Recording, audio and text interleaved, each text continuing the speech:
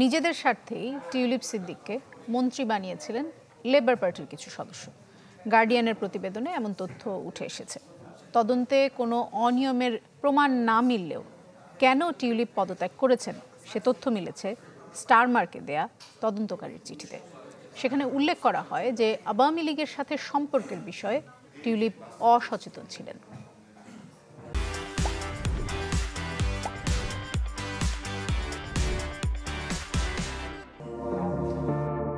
দুর্নীতি ও অনিয়ম নিয়ে সমালোচনার মুখে যুক্তরাজ্যের মন্ত্রিত্ব থেকে সরে দাঁড়িয়েছেন টিউলিপ সিদ্দিক। ব্রিটিশ মন্ত্রিসভায় তার অন্তর্ভুক্তি নিয়ে নতুন আঙ্গিকে সামনে আসছে একাধিক বিশ্লেষণ।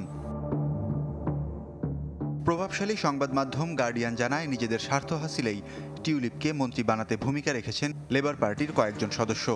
স্টারমার সহ দলের নির্বাচনী প্রচারণায় তার তৎপরতা সহানুভূতি তৈরি করে অন্যদের মাঝে।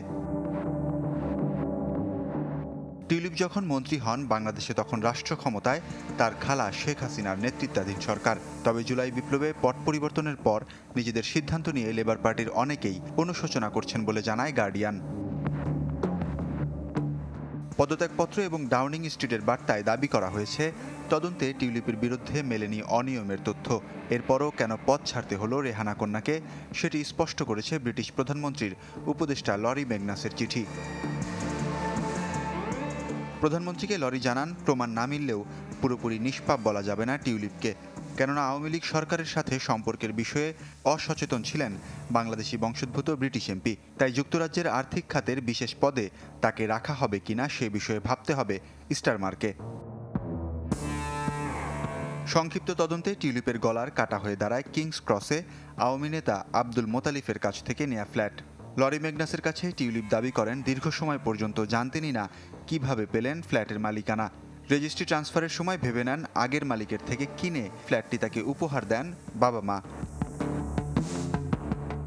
টিউলিপ সিদ্দিকের পদত্যাগের পর যুক্তরাজ্যের অর্থনীতি বিষয়ক মন্ত্রী হিসেবে নিয়োগ পেয়েছেন লেবার পার্টির এমা রেনল্ডস।